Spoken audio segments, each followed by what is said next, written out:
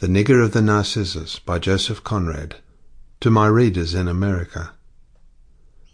From that evening when James Waite joined the ship, late for the muster of the crew, to the moment when he left us in the open sea, shrouded in sailcloth through the open port, I had much to do with him. He was in my watch.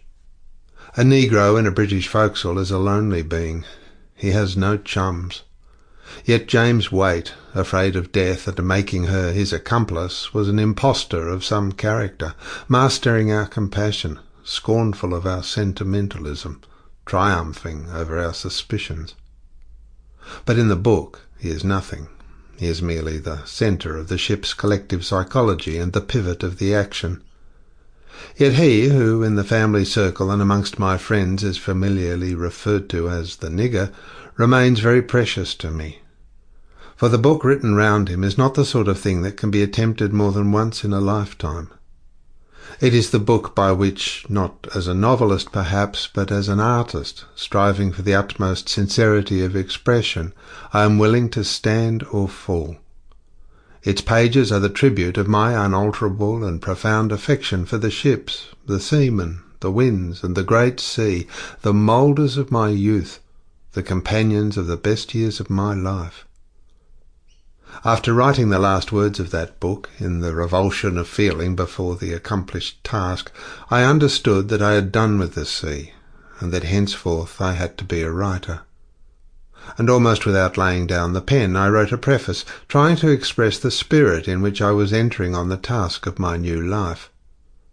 That preface, on advice, which I now think was wrong, was never published with the book.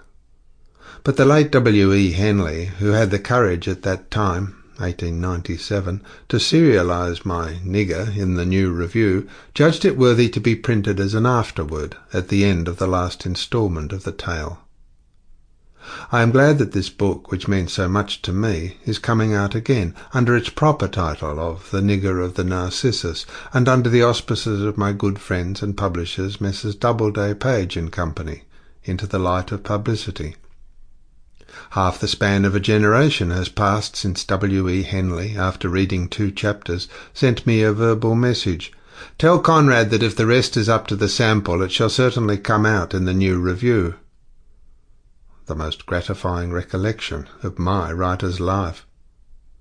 And here is the suppressed preface. 1914, Joseph Conrad. End of To My Readers in America.